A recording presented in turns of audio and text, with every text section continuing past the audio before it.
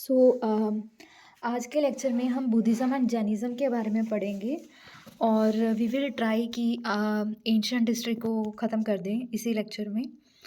सो जो बुद्धिज़्म और जैनिज़्म है वो जो एग्ज़ाम्स है सिविल सर्विसेज के उसके पर्सपेक्टिव से काफ़ी ज़्यादा इम्पोर्टेंट है, तो इसको अच्छे से पढ़ेंगे।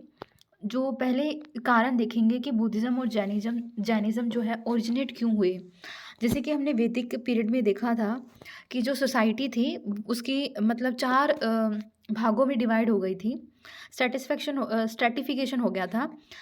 जैसे जो मतलब वर्ना सिस्टम इमर्ज होके आया था वो मतलब जो लेटर वैदिक पीरियड था उसमें। जैसे क्षत्रियाज़, ठीक है, Brahmins, शूद्राज़ and वैश्याज़।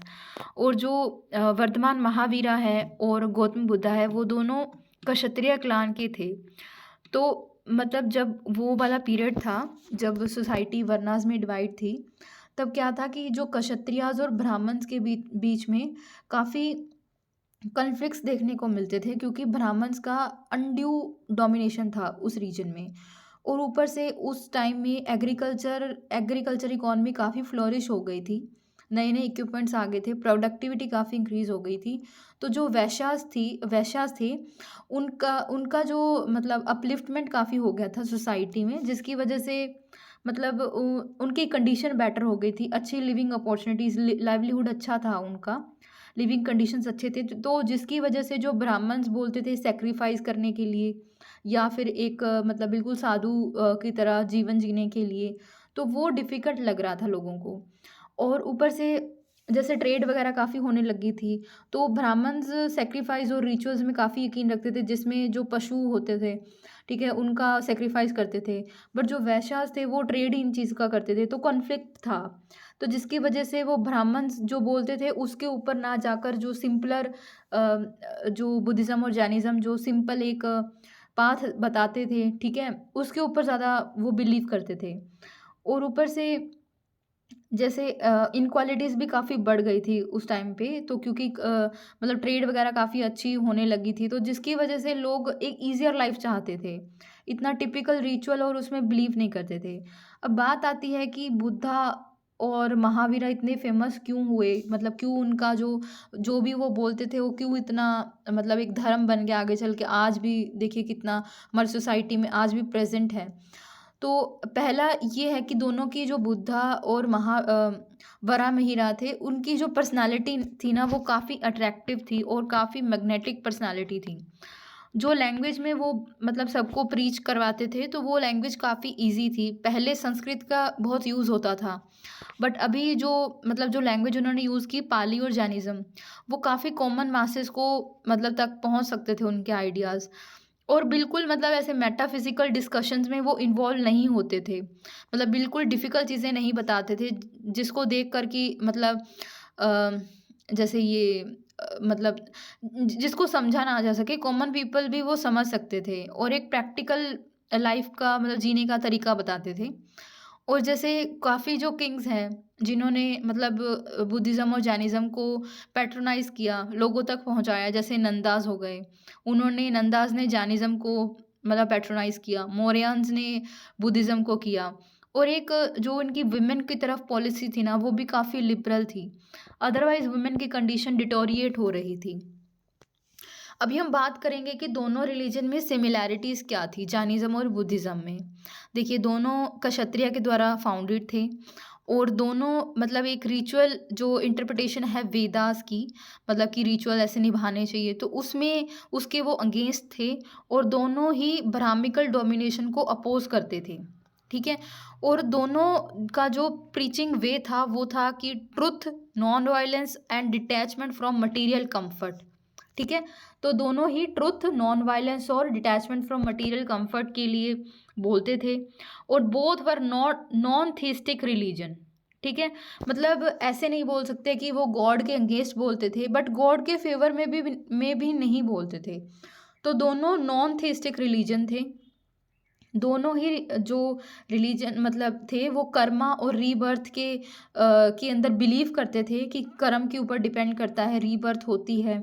Both allowed Shudras and women to become monks and attain salvation। Caste system को दोनों ने ही अपोज किया बट एंड नहीं कर पाए। और देखिए डिफरेंसेस क्या थे रिलीजन में। पहला तो जैनिज्म जो है ना, दे लेड मोर प्रोमिनेंस टू ले फॉलोअर्स, बुद्धिज्म फोकस्ड ऑन संघा एंड इट्स मॉन्क। ठीक है, बुद्धिज्म का जो मेन फोकस था संघ कैसे बनाया जाए, मॉन्क्स के लिए उन्होंने अच्छा कोड ऑफ कंडक्ट दिया था। और जो जैनिज्म के लिए सैल्वेशन पाने के लिए बहुत एक्सट्रीम जाना पड़ता था as compare to Buddhism. Jainism is more liberal in treatment of women. ये तो है, जो बुद्धा थे they were not much liberal toward women but as comparatively Jainism was more liberal toward women. And Jainism believed in the soul and Buddhism did not. ठीक है, Jainism आत्मा में believe करते थे बट बुद्धिज्म नहीं करते थे। ये बहुत इंपॉर्टेंट पॉइंट है कि जो जैनिज्म है वो आत्मा में बिलीव करते थे बट बुद्धिज्म नहीं करते थे। और Jainism laid over emphasis on ahimsa in comparison to Buddhism. बस एक चीज़ याद रखना है कि अगर कहीं पे ओवर आएगा ना, मतलब बहुत ज़्यादा एक्सट्रीम वाली सिचुएशन तो जैनिज्म में थी एज कम्पेयर टू बुद्धिज्म। अभी बुद्धिज्म के बारे में देखते हैं। बुद्धिज्म का ओरिजिनल नेम जो था वो सिद्धार्था था and that came from the republican tribe Sakya. ठीक है, and he is also known as Sakya Muni. ठीक है, तो साक्या ट्राइब के थे। हमने देखा था ना कि साक्या और एक लिछावी जो रीजन्स थे वो क्या थे, रिपब्लिकन ट्राइब हैं। तो Siddhartha belong from republican tribe that is Sakya and उनको साक्या मुनि भी बोला जाता है। साक्या मुनि कहाँ के थे, कपिल वस्तु के थे। ठीक है, and he was born in 563 BC। ठीक है, इन लुम्बिनी, लुम्बिनी में उनका जन्म हुआ था, 563 BC में हुआ था। और उन्होंने मतलब जो मोह माया है, दुनियावी मोह माया, उसको छोड़ दिया था और उसको उस पर्टिकुलर इवेंट को बोला जाता है महाबनी निष्कर्मण। ठीक है, at the age of 29 after witnessing 4 scenes. मतलब उन्होंने जब इतना दुख देखा, एक बूढ़ा आदमी देखा, ठीक है, एक सिक मैन देखा, डेड बॉडी देखी और एसेटिक देखा, तो मतलब उनको लगा कि दुनियावी जो चीज़ें हैं उसमें बहुत दुख है। और निर्वाणा मतलब उनकी जो मृत्यु हो गई एट द एज ऑफ 35। ठीक है, कहाँ मृत्यु हुई, बोध गया में हुई थी, under people tree on the bank of Niranjan Falgu river. ठीक है, तो जन्म उनका कहाँ हुआ था, लुम्बिनी में हुआ था और उनकी डेथ हुई थी बोध गया में पीपल ट्री के अंडर, और एक निरंजन रिवर है फाल्गु रिवर, वहाँ हुई थी। उन्होंने अपना फर्स्ट जो सरमन है धर्म चक्कर परिवर्तन, ठीक है, धर्म चक्कर मतलब परिवर्तन हुआ था, तो उनका जो ये उन्होंने दिया था सारनाथ में पहला सरमन। ठीक है, and died in the 483 BC। ठीक है, and at Kushinagar in UP.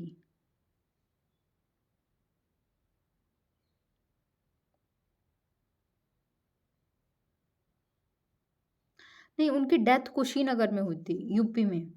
और पहला जो निर्वाणा उन्होंने अटेन किया था दैट वाज एट 35 इन बोध गया। ठीक है, और पहला सरमन इन्होंने सारनाथ में दिया था। निर्वाणा जो हुआ था वो बोध गया में हुआ था पीपल ट्री के अंडर, और सरमन इन्होंने दिया था सारनाथ में, सरमन फॉर सारनाथ। ठीक है, और died in 483 BC at Kushinagar. कुछ इंपॉर्टेंट पीपल है उनकी लाइफ में। पहला है गौतमी। गौतमी कौन थी, उनकी स्टेप मदर थी और पहली बुद्धिस्ट नन भी थी। आनंदा जिन्होंने सुत्ता पिटाका लिखा था वो उनके फेवरेट डिसिप्लिन माने जाते हैं। चन्ना एक चैरिटर थे उनके। ठीक है, कसप्पा हिज मोस्ट लर्नड डिसिप्लिन बोला जाता है। उपाली उनके बार्बर थे। ठीक है, और देखिए दोबारा देखते हैं, गौतमी उनकी स्टेप मदर थी जो पहली बुद्धिस्ट नन भी बनी। आनंदा उनके फेवरेट डिसिपल थे। चन्ना उनके चैरिटर थे। कसप्पा उनके मोस्ट लर्न डिसिपल थे। उपाली उनका बार्बर था। 5 इवेंट्स, ठीक है, एंड देयर सिंबल्स। देखिए बर्थ जो उनका दर्शाया जाता है वो लोटस और बुल से दर्शाया जाता है। ग्रेट रिनाउंसिएशन हॉर्स से दिखाया जाता है। निर्वाणा बोधि ट्री से दिखाया जाता है। पहला सरमन धर्म चक्कर और 8 स्पोक्ड व्हील से दिखाया जाता है। और परिनिर्वाणा मतलब डेथ स्तूपा से दिखाया जाता है। ठीक है, तो ये 4 जो इवेंट्स हैं ये याद रखने हैं। जो उनका बर्थ है वो दिखाया जाता है through lotus and bull. Great renunciation दिखाया जाता है थ्रू हॉर्स। निर्वाणा बोधि ट्री। पहला सरमन धर्म चक्र और 8 स्पोक्ड व्हील। और परिनिर्वाणा और जो डेथ है उनकी स्तूपा से दिखाया जाता है। ओके, निर्वाणा किससे दिखाया जाता है? बोध ट्री से। ग्रेट रिनाउंसिएशन हॉर्स से। तो उनके 4 नोबल ट्रुथ माने जाते हैं, जिसको आर्य सत्य भी बोला जाता है। आर्य वर्ड से आप कंफ्यूज हो सकते हैं, Arya Samaj, but it is not that. Arya Arya truth मतलब 4 नोबल ट्रुथ उनको जो हैं, पहला है कि world is full of sorrows. ठीक है, जैसे उन्होंने देखा ना, ओल्ड मैन, सिक मैन, फिर एक डेड बॉडी देखी, और फिर एक क्या देखा था उन्होंने, फोर्थ क्या देखा था?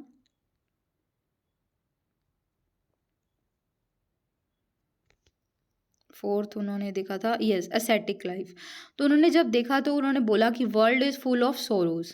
फिर उन्होंने बोला कि कॉज ऑफ सोरो इज़ डिज़ायर, जैसे जैसे हम ज़्यादा मांगते रहते हैं। और फिर उन्होंने बोला कि डिज़ायर कैन बी कनकर्ड। ठीक है, डिज़ायर को कंट्रोल किया जा सकता है only through 8 fold path, that is अष्टांग मार्ग। ठीक है, तो उन्होंने क्या बोला कि चार आर्य सत्य है। पहला है world is full of sorrows, cause of sorrow is desire. Desire can be conquered only through 8-fold path. Second truth is based on the Buddha's doctrine of paticca. दूसरा उनका जो ट्रुथ है वो है, बुद्धा की एक डॉक्ट्रिन है, दैट इज पत्तीचा। पत्तीचा समुपदा और pratitya samutpada, law of the dependent origination of the causation. Second truth is based on Buddha's doctrine of paticca samuppada और pratitya samutpada, that is law of dependent origination और causation. This I'll search it, I'll take this screenshot and I'll explain in the next lecture. And जो उन्होंने बोला ना कि जो desire है उनको कनकर किया जा सकता है, बट 8 फोल्ड पाथ्स हैं जिसको देखकर ही उनको कनकर किया जा सकता है। तो वो 8 फोल्ड पाथ्स क्या है? पहला है प्रज्ञा स्कंद। प्रज्ञा स्कंद मतलब wisdom, right understanding and right thought, मतलब एक अच्छी अंडरस्टैंडिंग होकर और अच्छा थॉट रखकर, ठीक है, हम अच्छी विजडम हासिल कर सकते हैं, उसको बोला जाता है प्रज्ञा स्कंद। और दूसरा है शील स्कंद। शील स्कंद मतलब मोरालिटी, मतलब अच्छा बोलकर, अच्छे एक्शंस कर और अच्छा लाइवलीहुड। ठीक है, और मतलब अच्छा लाइवलीहुड क्रिएट करके हम शील स्कंद हासिल, मोरालिटी हासिल कर सकते हैं। तीसरा है समाधि स्कंद, मतलब concentration, right mindfulness and right concentration. देखिए ये बुद्धा के बहुत इंपॉर्टेंट है, आज के वर्ल्ड में भी बहुत इंपॉर्टेंस प्ले करते हैं कि किसी भी डिज़ायर को, किसी भी दुख को हम मेडिटेशन करके या मतलब अच्छा सोचकर, अच्छा बोलकर हम उससे डील कर सकते हैं। ख़त्म नहीं कर सकते बट एटलीस्ट डील कर सकते हैं। प्रज्ञा स्कंद मतलब राइट विजडम, मतलब right understanding and right thought.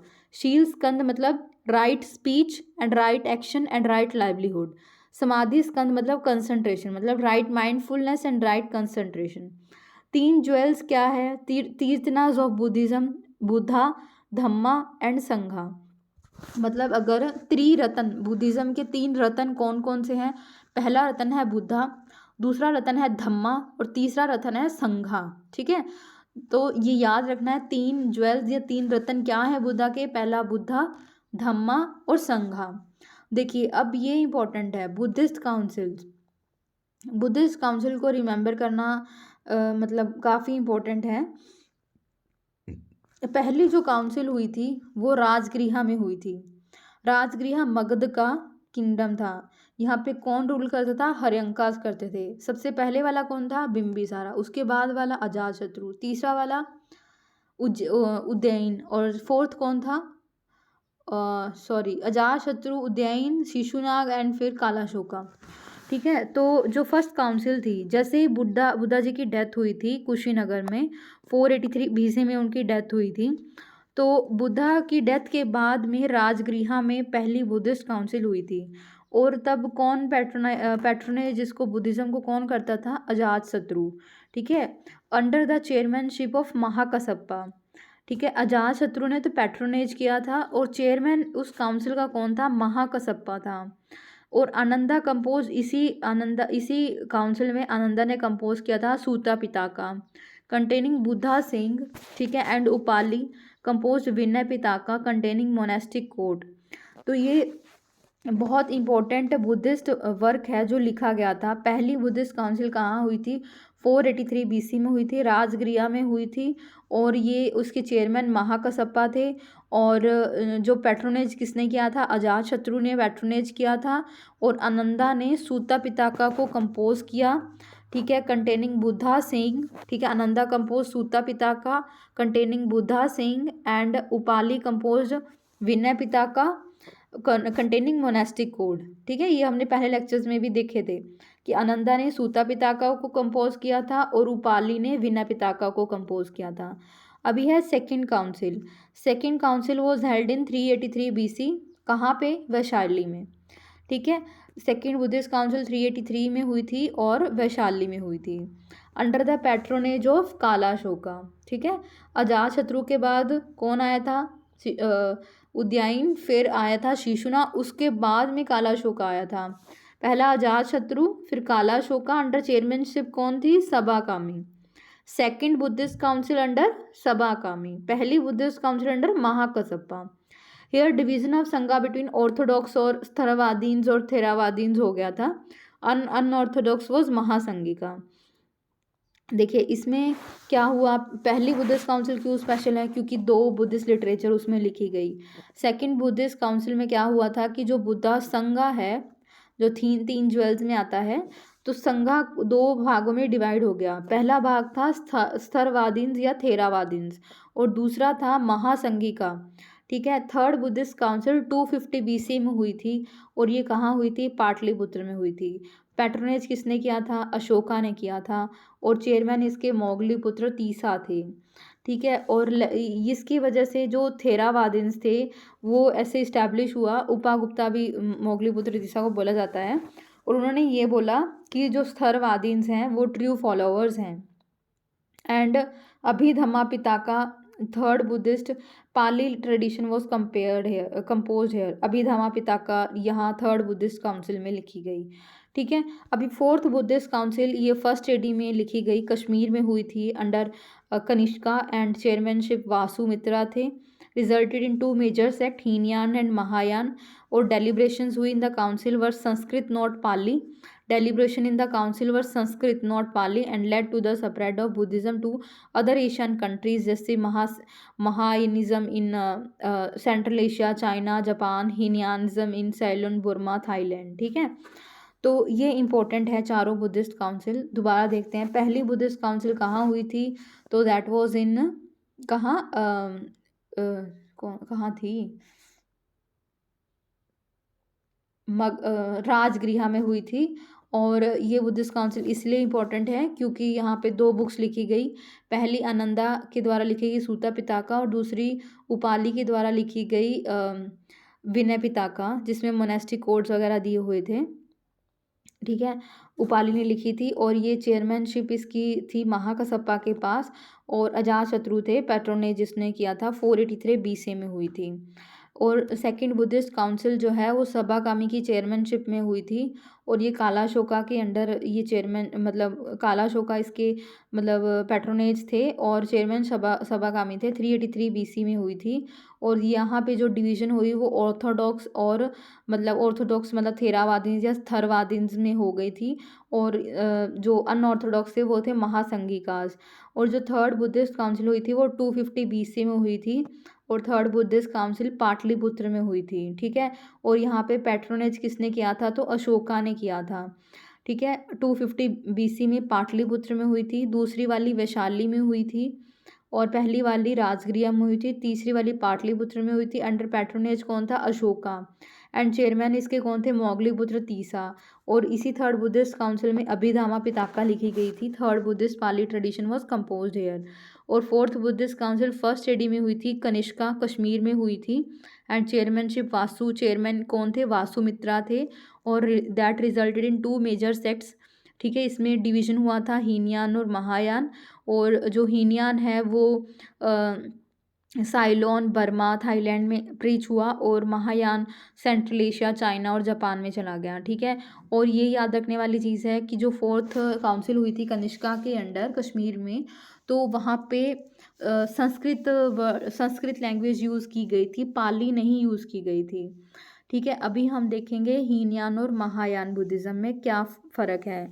तो हीनयान बुद्धिज़्म जो है follows the letter of Buddhism, letter of Buddha's teaching, and Mahayana जो है एसेंस को टीच करता है। इसका मतलब क्या है कि जो बुद्धा ने हीनयान बुद्धिज़्म वो है जो बुद्धा ने बोल दिया वो ठीक है, बट महायान बुद्धिज़्म है कि जो बुद्धा जी ने बोला, क्यों बोला, मतलब कैसे उसको, मतलब बहुत ही अपने अकॉर्डिंग एसेंस निकाल के वो प्रीच करते थे। And it developed with the Sangha as the centre, इसका सेंटर जो था संघा था। It developed with the individual as the centre. ठीक है, जो हीनयान बुद्धिज़्म है, आप ऐसे याद करेंगे इसको कि हीनयान को हम बहुत पुराना मानेंगे, जैसे पहले बुद्धा के टाइम पे चलता था। महायान मतलब उसमें परिवर्तन हो गया, हम जैसे लोगों ने उसको अपनी तरीके से ढाल लिया। तो हीनयान जो है वो संघा उनका बेसिस था, बट महायान जो है वो उनका बेसिस इंडिविजुअल था। एंड हीनयान में scriptures written mostly in the Pali and are founded on Tripitaka. Pali language में लिखी गई थी और 3 पिताका है, सूत्ता पिताका, विनय पिताका एंड अभिधम्मा पिताका। और यहाँ पे जो संस्कृत में लिखा जाता था, सूत्रास में लिखा जाता था। Hinayana believes in the salvation by work, that each man work for their own salvation. It believes in the salvation by faith and helps of the bodhisattvas.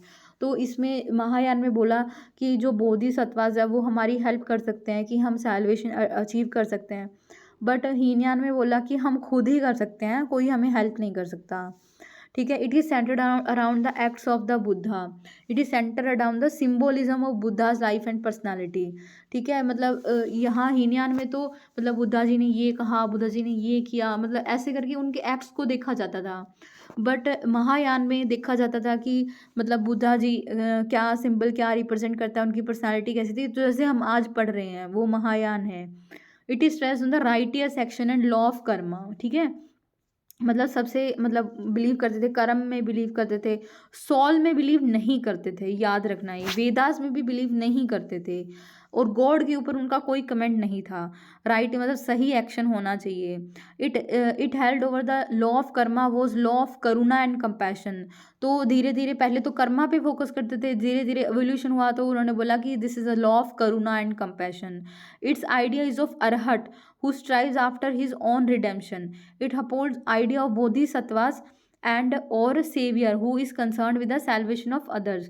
तो इस जो महायान है उसमें बोधिसत्वास का काफ़ी रेलेवेंस होने लगा, बट यहाँ पे आइडिया ऑफ अरहट मतलब खुद ही करना है, ओन मतलब खुद से हमें भगवान तक पहुँचना है। It means laser vehicle, it means greater vehicle. ठीक है, एंड अभी जैसे हीनयान का अगर लिटरेचर देखें, तीन है हमारे पास लिटरेचर, तो 3 पिताकास हैं जो पाली लैंग्वेज में कंपोज्ड हैं। It consist of Pali canonical text, semi canonical text and Ceylonese chronicles. ठीक है, Pali canon text are 3 Pitakas, largest and the most important is Sutta Pitaka, जिसमें 5 निकायेज हैं, दिघा निकाय, मंजमा निकाय, संयुक्ता निकाय, अंगुत्रा निकाय और कुडक्का निकाय। ये इंपॉर्टेंट है कि जो सूता पिताका है उसके 5 निकायेज हैं। पहला है दिघा निकाय, मझिमा निकाय, संयुक्ता निकाय एंड अंगुत्रा निकाय एंड खुडका निकाय। ठीक है, Khuddaka Nikaya consist of Jatakas and Dhammapadas, psalms of brothers and sisters. ठीक है, दिघा निकाय, मझिमा निकाय, संयुक्ता निकाय, अंगुत्रा निकाय and खुडका Nikaya. Khuddaka Nikaya consist of Jatakas and Dhammapadas. In semi canonical work Milindo Panho question of Milinda to meander is important, which is discussion of Indo-Greek meander and Buddhist monk Nagasena. तो हमारे पास एक semi canonical work भी है, मतलब एक पाली टेक्स्ट है हमारे पास, मिलिंडो पनो बेसिकली ना एक कन्वर्जेशन है जो कि नागसेन के बीच में होती है, और जो कि एक बुद्धिस्ट मॉन्क होता है और एक इंडो ग्रीक मेंडर होता है, इंडो ग्रीक मेनेंडर होता है, उसके बीच में डिस्कशन होती है ये। ठीक है, discussion of Indo Greek Menander and Buddhist monk Nagasena. फिर है हमारे पास एक सेल्यूनिस क्रॉनिकल है, दीपावंसा, ठीक है, एंड महावंसा एंड कुलवावंसा। देखिए, जब अशोका के टाइम पे उन्होंने बुद्धिज़्म को काफ़ी ज़्यादा पैट्रोनेज किया था और स्प्रेड करने में हेल्प की थी। तो उन्होंने अशोका ने अपने बेटे और बेटी को भेजा था शायद श्रीलंका। तो ये टेक्स्ट तब के हैं, महावंशा और दीपावंशा। और कुछ तिब्बत में भी गए थे, बट वहाँ पे जो टेक्स्ट लिखा गया था शोक वंदना दिव्या वंदना, तो वो जो टेक्स्ट लिखा गया था वो संस्कृत में लिखा गया था। बट ये जो टेक्स्ट है ये पाली लैंग्वेज के टेक्स्ट है, दिव्यावंसा एंड महावंसा। तो ये याद रखना है। मिलिंडो पनो किसकी है? मेंडर और इंडो ग्रीक, मतलब मेंडर था जो कि उन्होंने काफ़ी क्वेश्चंस पूछे थे नागसेना से। मिलिंडो पनो ये पाली टेक्स्ट है, ये चीज़ याद रखनी है। ठीक है, ठीक है। तो अभी हम महायान के बारे में पढ़ेंगे। देखिए, महायान का जो लिटरेचर है ना वो 2 फिलोसफिकल स्कूल्स में डिवाइडेड है। पहला है मध्यमिका, मतलब middle way, and next is Yogachara, मतलब that is way of union. Nagarjuna first AD में was founder of this school. ठीक है, his ideas of Madhyamika Karika forms the basic text of Madhyamika. देखिए, मध्यमिका जिसको मतलब जिसने ज़्यादा उसको प्रभावित किया वो थे नागार्जुना। और फर्स्ट एडी में उन्होंने क्योंकि देखिए फर्स्ट एडी में ही है, क्योंकि महायान और हीनयान का डिवीज़न हुआ था अगर याद हो तो फर्स्ट एडी में ही हुआ था, कश्मीर में कनिष्का की पैट्रोनेज के अंडर, है ना। तो हीनयान और महायान तो मतलब उसी में आया था। तो नागार्जुना फर्स्ट एडी में was founder of the school. उनके जो आइडियाज़ थे वो मध्यमिका करिका में हैं, और वो ये बेसिक टेक्स्ट है मध्यमिका फिलोसफी का। And it is also known as Shunyavada या डॉक्ट्रिन ऑफ द वॉइड। ठीक है, शून्यवादा। योगाचारा जो स्कूल है that is also known as Vijayawada. एक है शून्यवाड़ा, मतलब शून्य है सब कुछ, मतलब वॉइड। ठीक है, डॉक्ट्रिन ऑफ वॉइड। विजयवाड़ा मतलब डॉक्ट्रिन ऑफ कॉन्शियसनेस। अगर आप अपने ऊपर कॉन्शियसली हर काम करते हो, this means you are meditating, this means आपने विजय पा ली खुद के ऊपर। Founded by the Maitreyanatha. It is completely rejected religion of Hinayana and maintained absolute idealism, and later it was propagated by philosophers like Asanga, which who is author of the Sutra Lankara and Vasubhadu। ठीक है, जो जिसने असंगा ने इसको काफ़ी ज़्यादा propagate किया था। और असंगा जो है ही इज़ ऑथर ऑफ सूत्र लंकारा। असंगा इज ऑथर ऑफ सूत्र लंकारा एंड वसुभादु। नेक्स्ट है महायानिस्ट हैड देयर ओन 3 पिताकाज इन संस्कृत। जैसे जो 3 पिताकाज हमने देखा था, अभिधामा पिताका, विनय पिताका, सूता पिताका, तो वो तीनों पिताकाज जो है संस्कृत मतलब में लिखे हुए थे। They form new sect of literature in Sanskrit, जिसको वो वैपुल्य सूत्रा भी बोलते थे। Expanded discourses Vaipulya Sutras. Most important among them is Saddharma पुंडरिका।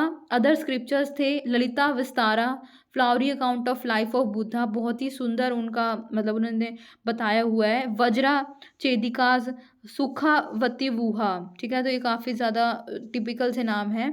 मतलब जो संस्कृत में लिटरेचर थे उसको बोलते थे वैपुल्य सूत्रा।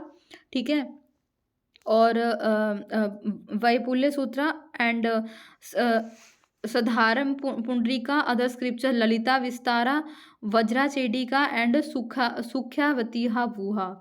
ठीक है, नेक्स्ट है वज्रयानिज्म। तो it believes the salvation can be attained by magical powers. ठीक है, तो वज्रयान भी एक बुद्धिज़्म का ही सेक्ट है जो वेस्ट बंगाल में थोड़ा ज़्यादा फेमस था। तो उनके अकॉर्डिंग मतलब साल्वेशन को हम मैजिकल पावर से कर सकते हैं attain, which is also called Vajra, which is also called as Vajra thunderbolt. ठीक है, चीफ डाइटी इस सेक्ट के कौन है? तारा। तारा जो है बुद्धा की वाइफ है and bodhisattvas. And this basically religion believes in magic. ठीक है, अभी देखते हैं कि बुद्धिज़्म जो है वो डिक्लाइन क्यों हुआ। देखिए, डिक्लाइन पहले जो इसको आधारण करने का कारण था कि रिचुअल्स जो है वो मतलब कम हो, मतलब रिचुअल्स कम हो। रिचुअल्स की वजह से तो लोगों ने ब्राह्मणिज्म छोड़ा था, बट धीरे धीरे ना बुद्धिज़्म में भी वही रिचुअल्स आने लगे थे। ठीक है। And there was a reform in Brahmanism specially with the rise of Bhagavatism. जैसे जैसे भगवतिज्म आया, जैसे भक्ति, मतलब भक्ति आई, या फिर मतलब मेडिटेशन के ऊपर फोकस करने लगी, तो जो ब्राह्मणिज्म है वो भी रिफॉर्म हो गया, तो वो भी इजी हो गया टू अडॉप्ट। ठीक है, तो लोग उस तरफ भी जाने लगे। और जो फर्स्ट एडी में मतलब जैसे जो जब स्टार्ट किया था तो पाली लैंग्वेज यूज़ करते थे, तो जो कॉमन मासेस है, विमेन है, उसको अच्छे से समझ पाती थी। बट धीरे धीरे फर्स्ट एडी तक आते आते फिर उन्होंने संस्कृत को अपना लिया, तो फिर वही काम हो गया जो ब्राह्मणिज्म में होता था। और फिर उन्होंने आइडल वर्शिप भी शुरू कर दी। ठीक है, बुद्धा के स्टैचू बनाने लगे, जिसकी वजह से छोड़ा था वही काम फिर से शुरू हो गए, ऑफरिंग्स शुरू हो गई। ठीक है, जैसे हमने देखा है बिंदुसारा ने काफ़ी केव्स वगैरह डिनोट की थी। तो ऐसे करके मतलब बहुत डोनेशन होने लगा, और जो मॉन्क्स वगैरह थे उनमें भी लालच आने लगा। और जो अटैच ऑफ द मतलब जो फिर क्या हुआ, हुनास का ना अटैक हुआ था इंडिया में, और काफ़ी टर्किश इन्वेडर्स भी आए थे, जैसे बख्तियार खिलजी। तो उन्होंने बुद्धिज़्म के काफ़ी स्टैचूज़ वगैरह को डिस्ट्रॉय कर दिया था। कुछ तो ये भी कारण था।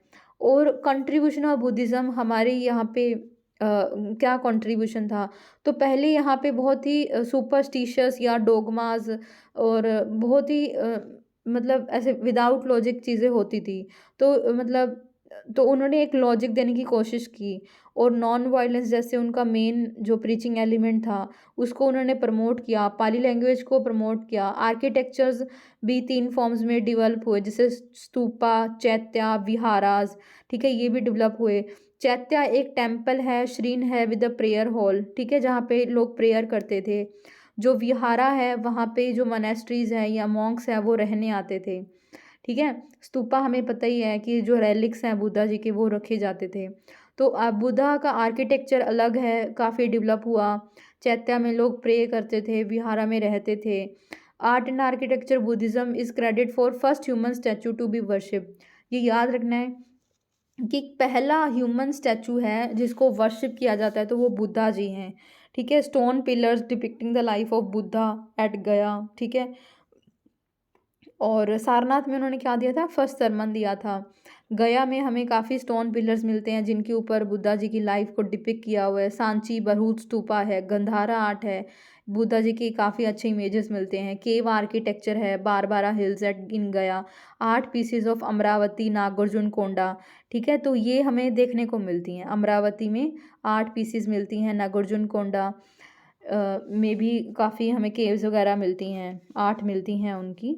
सॉरी, कहाँ गया, just a second please. So yes, here we are. And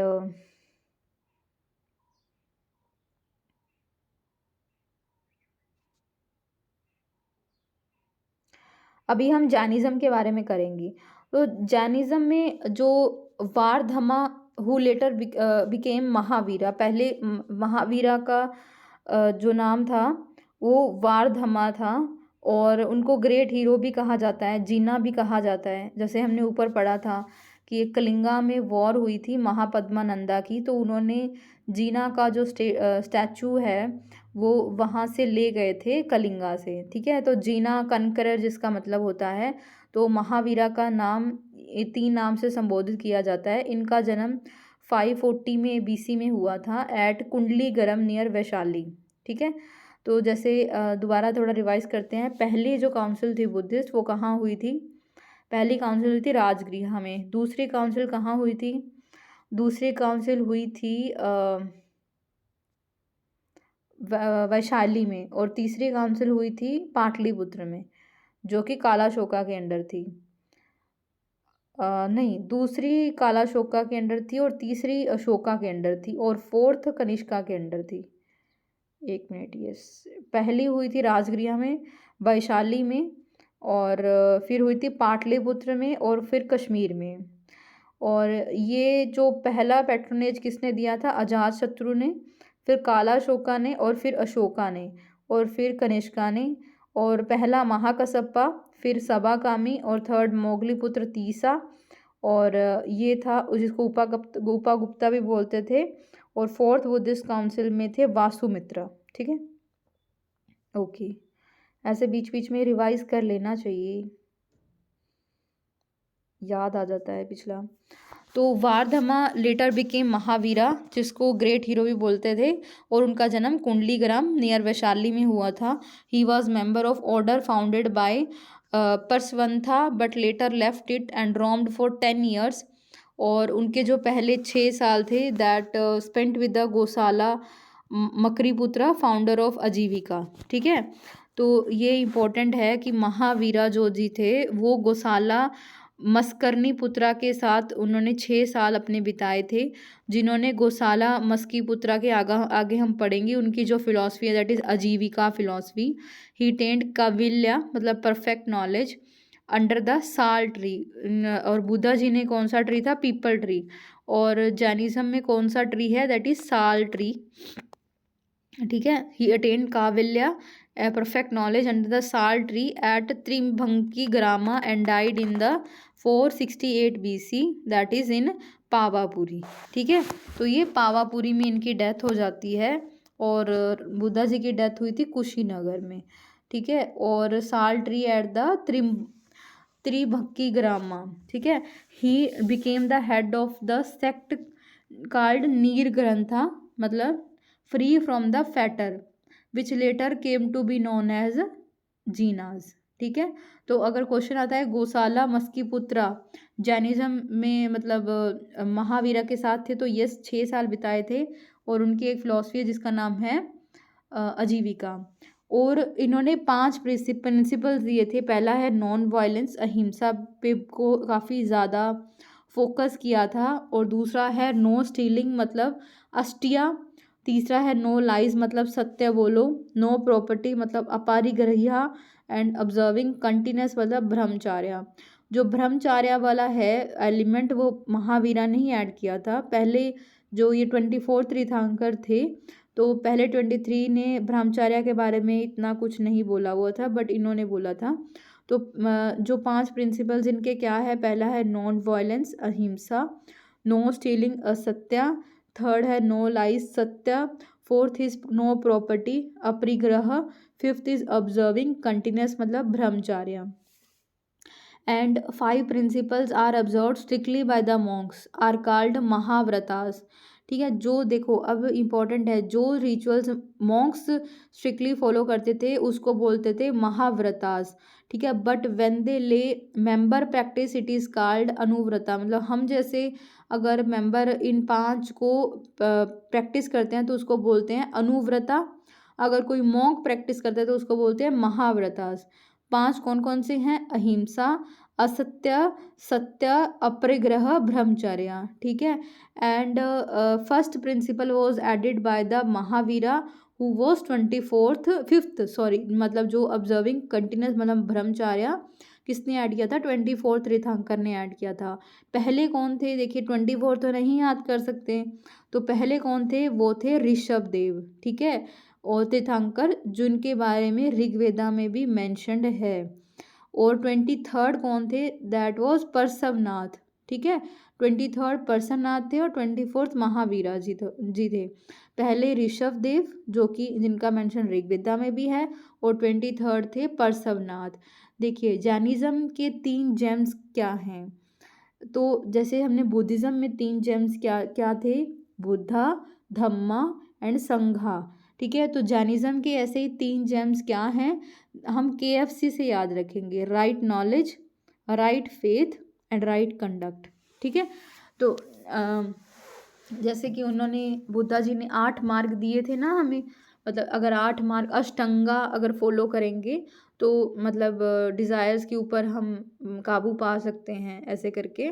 तो इनके जो 3 जेम हैं that is KFC, right knowledge, right faith and right conduct. Okay, next है महावीरा चूज 11 क्लोज डिसिपल्स। ठीक है, और अपोस्टल्स नॉन एज गंधारास। ये इम्पोर्टेंट है। देखिए जो महावीरा जो थे उन्होंने 11 लोगों को चूज़ किया जो उनके बहुत क्लोज थे, डिसिपल्स थे। उनको अपोस्टल्स बोला जाता था या गंधारास बोला जाता था। ठीक है, they were the head of schools. ठीक है, they were the head of schools and only one of them that was Arya Sudharma survived Mahavira and became thera of Jain church. मतलब कि महावीरा चाहते थे कि मेरे बाद में कोई जैनिज़्म को आगे लेकर जाए, तो उन्होंने 11 चूज़ किए थे जिनको उन्होंने गंधारास बोलते थे। अपनी गंध मतलब अपनी जो छवि है वो देखना चाहते थे, तो गंधारास, ठीक है। और ऊपर हमने कुछ किया था, Gandhara was related to music also, okay. Gandharas हमने याद किया था उसको कि गंधारा का मतलब ऐसे नहीं है कि गंध से हम मतलब it is not related to smell but it is related to music, ठीक है। तो गंधारास उन्होंने 11 सेलेक्ट किए और उसमें से एक ही बचा था, उसका नाम था आर्य सुधर्मन, ठीक है। आर्य सुधर्मन वो सरवाइव किए और वो थेरा बन गए, ठीक है। हिज सक्सेसर वॉज जम्बू, ठीक है। मतलब पहले आर्य सुधर्मन थे, फिर इनके सक्सेसर थे Jambu during the reign of the last Nanda ruler, ठीक है। मतलब महापद्मानंदा फिर Dhanananda. Jain church was ruled by Shambhu Vijaya, ठीक है। जैसे पहले आर्य सुधर्मन, फिर जम्बू और फिर शंभुत विज्या, ठीक है। तो ये याद रखना है। And Bhadrabahu the sixth thera wrote the book Kalpa Sutra, ठीक है, was contemporary of Chandragupta Maurya. ये इंपॉर्टेंट है, जब चंद्रगुप्त मौर्य की एंट्री होती है, मतलब जब जब उनका पीरियड आता है, तब उस टाइम पे एक था भद्रबाहु, ठीक है। भद्रबाहु ने कौन, मतलब ये भी एक तरीके, मतलब ये याद रखना है कि जैनिज़्म से रिलेटेड है या बुद्धिज़्म से रिलेटेड है, तो इनका रिलेशन किसके साथ है, इनका रिलेशन है जैनिज़्म के साथ, ठीक है। तो भद्रबाहु ने ये जो सिक्स्थ थेरा थे, ठीक है, जैन के, और इन्होंने कल्पसूत्रा लिखा था। भद्रबाहु ने कल्पसूत्रा लिखा था, कल्पसूत्रा, ठीक है। अभी नेक्स्ट है कि फ्यूचर डेवलपमेंट्स क्या रही जैनिज़्म की। तो गंगा वैली में ना बहुत, जहाँ पे मतलब मगध एम्पायर वगैरह थी, वहाँ पे बहुत अकाल पड़ गया और जो जैन मॉन्क्स थे वो सर्वबेगोला में चले गए। अगर आपको याद हो तो हमने ना एक किया था कि Chandragupta Maurya was converted to Jainism, और पता नहीं ये किस में लिखा हुआ था, ऐसे टेक्स्ट पढ़ा था, आई कुडंट रिमेंबर इट। तो सारे जो मॉन्क्स थे, जैन मॉन्क्स थे, वो सर्वबेगोला चले गए अलॉन्ग विद जो भद्रबाहु जो सिक्स थेरा थे, वो चंद्रगुप्त मौर्य जो उस टाइम के थे, तो वो भी चले गए। And they return after 12 years, ठीक है। तो सर्वबेगोला में जाके मतलब चले गए और 12 साल बाद में वापस आए। And still did not wear clothes, ठीक है, came to known as Digambar. तो मतलब सर्वबेगोला में से चले गए और उनको दिगंबर्स कहा जाता था, और बोला जाता था कि दे आर स्काई क्लैड, मतलब सिर्फ आसमान ही उनके कपड़े हैं, उसके अलावा वो कुछ नहीं पहनते थे। दो स्टेट बैक अंडर द स्थल बाहु, मतलब कि जो वहीं रहे उनको स्थल बाहु बोला जाता था, और वो वाइट क्लोथ्स पहनते थे तो उनको श्वेतांबर्स बोलते थे। तो ये याद रखना है कि भद्रबाहु और चंद्रगुप्त मौर्य शरणबेगोला चले गए, ठीक है, तो उनको दिगंबर्स बोलते थे क्योंकि वो कपड़े नहीं पहनते थे, और स्थलबाहु जो कि वहीं पे रहे उनको श्वेतांबर्स बोलते थे। तो जो जैनिज़्म है, इनकी 2 काउंसिल हुई थी। पहली काउंसिल जो है पाटलिपुत्र में हुई थी, जो कि स्थलबाहु के अंडर थी, 3rd BC में थी ये, and led to the compilation of 12 Angas. क्योंकि हमने देखा ना कि जो जैनिज़्म के बारे में हमारे पास 14 पुरानास थे, तो वो पुरानास ना मतलब ख़राब हो गए या हमें मिल नहीं पाए, तो उसके बाद में 12 अंगास लिखे गए। 12 अंगास कब लिखे गए? 3rd BC में लिखे गए। पहली काउंसिल हुई थी पाटलिपुत्र में, ठीक है। तो क्योंकि स्थलबाहु ही वहीं थे, बाकी तो दिगंबर्स तो चले गए थे, तो उन्होंने काउंसिल करवाई थी। एक्सेप्टेड ओनली बाय श्वेतांबर्स, क्योंकि सिर्फ स्थलबाहु या श्वेतांबर्स ने लिखी थी, तो सिर्फ उन्होंने एक्सेप्ट की थी। दिगंबर्स ने इतना इंटरेस्ट नहीं दिखाया। तो नेक्स्ट है सेकंड काउंसिल हुई थी, that is in Vallabhi. Vallabhi in the 6th AD, काफ़ी बाद हुई थी। अगेन ये श्वेतांबर्स के द्वारा ही मतलब किया गया था, under the leadership of Devardhi Kshamashramana, and led to the final compilation of 12 Angas and 12 Upangas, ठीक है। तो दोनों काउंसिल जो जैनिज़्म की दोनों काउंसिल हुई थी, पहली काउंसिल कहाँ हुई थी? पाटलिपुत्र में हुई थी बाय स्थलबाहु, ठीक है, और 3rd BC में हुई थी ये, and it led to the compilation of 12 Angas and it was accepted by Shvetambaras. दूसरी काउंसिल कहाँ हुई थी? That is in Vallabhi, it is in Gujarat, और 6th AD में हुई थी under the by the Shvetambaras under the leadership of Devardhi Kshamashramana and led to the final compilation of 12 Angas and 12 Upangas. 12 Angas and 12 Upangas लिखे गए थे इसमें। अब देखिए जैनिज़्म की क्या कंट्रीब्यूशन है। पहला तो ये पहला ऐसा सीरियस अटेम्प्ट था ताकि जो वर्ना सिस्टम है उसको डाइल्यूट किया जा सके, ठीक है। एंड उन्होंने जो लैंग्वेज यूज़ की थी दैट वाज प्राकृत, ठीक है।